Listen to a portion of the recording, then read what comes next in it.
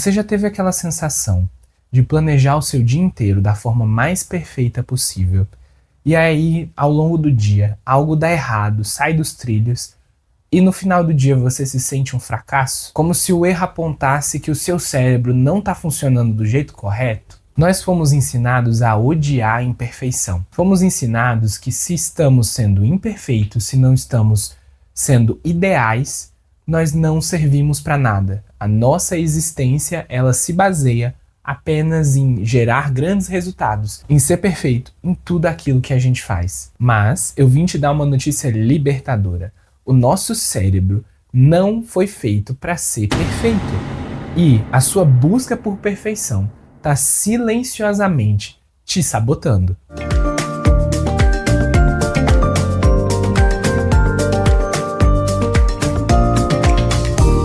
Bem, eu sou Ricardo Passos, sou psicólogo pós-graduado em neuropsicologia e hoje eu vim dividir esse papo em 3 partes com vocês, de como que a psicologia e a ciência explicam que a perfeição, na verdade, ela é impossível e que o erro faz parte de você tentar acertar. Então, já se ajeita, pega o seu cafezinho que vamos conversar sobre isso. Bem, a primeira coisa que você precisa entender é que perfeccionismo não é a mesma coisa de buscar a excelência. Porque buscar a excelência é você todos os dias tentar até você conseguir. E ser perfeito é sobre não errar e já conseguir. É sobre pular essa etapa. E na psicologia, a gente vê o perfeccionismo não como uma meta ou como algo positivo para a produtividade ou para qualquer coisa que você queira fazer. A gente vê o perfeccionismo como um escudo. Porque se você é perfeito, não tem ninguém que possa te julgar. Se você conseguir os melhores resultados, ninguém vai apontar para você e ver você errando. Ninguém vai dizer que você não é o suficiente. Então a gente usa desse escudo para se proteger, para proteger o nosso ego de ser quebrado, de ser visto tentando, de ser visto sendo mais ou menos, e que mesmo assim a gente precisa se sentir uma pessoa valiosa. Então a gente usa o perfeccionismo para não ser julgado, para se proteger. E aí eu te explico o porquê que a gente se esconde tanto desse julgamento.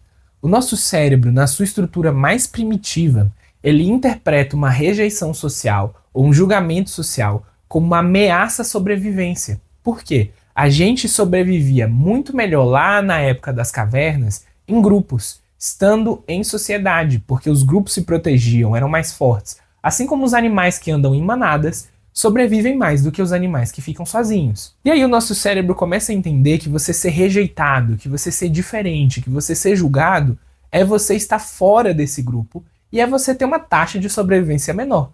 Então você ser julgado por alguém ou não ser visto como uma pessoa perfeita pode ser uma ameaça à sua vida, não só uma ameaça a você ter curtidas ou não no Instagram. E aí o que o seu cérebro muito inteligente faz? Ele pensa, se eu for perfeito no trabalho, se eu for um pai perfeito, uma mãe perfeita, se eu estiver com a minha aparência impecável, se eu tiver a melhor fluência, é quase impossível das pessoas me julgarem. Logo, a minha chance de sobreviver é maior. Por isso a gente busca tanto a perfeição. Lá no fundo, é mais sobre se proteger do que sobre alcançar um resultado ou buscar uma melhor eficiência. E qual que é o problema do perfeccionismo? É que é um escudo muito pesado para você carregar todo dia. Você vai gastar muita energia pensando em todas as variáveis possíveis. Você calcula tudo porque você precisa ser perfeito. Acontece que quando você se depara com um novo projeto, com uma coisa nova que você nunca fez, seja, por exemplo, começar uma luta, começar uma corrida ou partir para um novo projeto, você vai ficar travado. E você não vai fazer não porque você é uma pessoa preguiçosa, ou porque você não dá conta, ou porque você é uma pessoa que não vale. Mas você vai deixar de fazer porque você vai sentir que você vai tirar um 6. Que você não vai ser nota 10. E se você não for nota 10, você nem quer. E não porque, nossa, eu sou uma pessoa que exige muito de mim mesmo. Não, é mais uma vez você erguendo esse escudo para não ser visto tentando. E ter a coragem de ser imperfeito é você baixar todos esses escudos, tirar essa armadura da perfeição e você tentar provavelmente cometer erros e entender que tá tudo bem você errar. A maioria daquelas pessoas que você tanto admira com toda certeza elas erraram.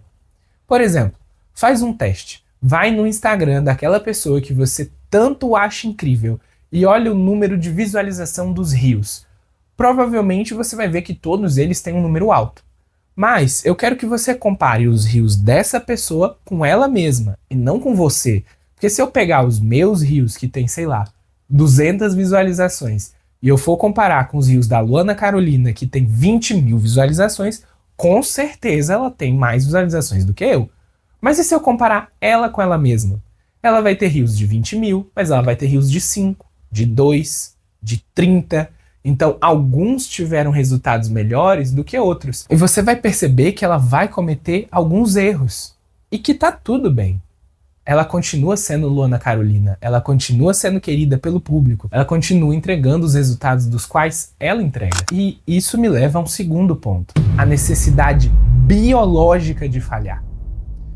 Vou te dar um exemplo do qual ele é muito preciso para isso. A academia. Quando você vai fazer um leg press ou qualquer exercício da academia, qual que é o objetivo? É você levantar o peso com grande facilidade, como se nada tivesse acontecendo? Não. O objetivo é a falha. O objetivo dos exercícios da academia é falhar. Aí você fala assim, mas o que isso tem a ver? O que tem a ver é que quando a gente falha, a gente causa microlesões no nosso músculo por estresse e o seu corpo, ao analisar essas microlesões, o que ele faz? Olha, a gente não está dando conta. Se não estamos dando conta, a gente precisa ser mais fortes. E aí você consegue fazer aquele exercício com facilidade. Daí você precisa aumentar a dificuldade daquilo que você já sabe fazer. E aí você vai evoluindo. É impossível ter evolução na academia fazendo sempre a mesma coisa com o mesmo peso e com o mesmo estímulo. E o que isso tem a nos ensinar? Isso nos ensina que só existe evolução, só existe buscar ser melhor quando existe um erro. Porque não tem como eu melhorar em uma coisa que eu não tenho o que melhorar. Você entende? Se eu admito a mim mesmo que eu estou perfeito, eu estou dizendo que não existe absolutamente nada em mim que precise ser melhorado. E aí é que eu te provo que o perfeccionismo, na verdade, é o extremo oposto de buscar melhora. Porque buscar melhora é você olhar para si e dizer, eu ainda tenho o que melhorar, eu ainda posso alcançar melhores objetivos. E aí sim você vai buscar ser melhor. Porque ser perfeito é não ter o que melhorar. Por exemplo, Deus é perfeito. Não tem como evoluir Deus, porque ele é a perfeição. Mas e nós? Nós somos a perfeição? Nós somos Deus? Se nós não somos Deus, há muito que melhorar em nós mesmos todos os dias. Por isso, o perfeccionismo é o congelamento de você. E a coragem de admitir a imperfeição é assumir que existem coisas que podem ser melhoradas. O terceiro ponto, e que talvez seja a maior armadilha que a gente comete, é exatamente essa frase. Se não for para ser o melhor, se não for para tirar nota 10, eu nem vou. Quantas ideias suas, quantos relacionamentos, quantos projetos morreram nessa frase? Na psicologia, a gente entende que o perfeccionismo extremo gera o que a gente chama de paralisia por análise. O que é isso? O seu padrão é tão alto que você exigiu para você mesmo que o cérebro começa a analisar todas as novas coisas que você vai fazer. E a amígdala, que é uma região do nosso cérebro que interpreta ameaças, começa a ver que essa coisa nova que você está tentando fazer vai gerar um possível resultado ruim. E esse resultado ruim, para você com expectativas muito lá em cima, é uma ameaça a você mesmo. É uma ameaça da pessoa que você construiu na sua cabeça. Aquela forte que nunca erra, que sempre tira 10, é ameaçada pela possibilidade de não ser tão boa, de ser vista tentando, de ser vista errando. E aí você procrastina, você congela, você não vai. E não porque você tem preguiça de novo, mas porque você tem um medo quase que paralisante de ser visto tentando, de errar. A verdade nua e crua é que a gente precisa estar em paz com os nossos erros. Entender que a maioria esmagadora das coisas que a gente vai fazer pela primeira vez vai dar errado. E a gente precisa aprender com as crianças. Por que as crianças aprendem tão rápido? Lógico, tem uma explicação biológica, porque elas estão numa janela de oportunidade melhor do que a gente. Mas existe uma segunda coisa. As crianças não têm medo de errar. Elas não têm medo de ser vistas tentando. É muito óbvio para mim que dou aula de inglês, por exemplo, dar uma aula para criança é muito diferente de dar uma aula para adulto. Não por questão de maturidade ou porque trabalha e paga a conta e a criança não trabalha e não paga a conta. Mas é porque quando eu falo alguma coisa para elas repetirem, elas nem pensam, elas só repetem. Os adultos não. Eles ficam pensando o que o outro vai pensar, se eles vão ser julgados, se eles vão ser tidos como burros, ou muitas vezes eles nem falam. As crianças não precisam fazer esforço nenhum. Eu digo water, elas repetem water. E repetem felizes. E é essa a lição que a gente precisa aprender com as crianças. De que tá tudo bem errar e que qual que é o problema de ser visto errando.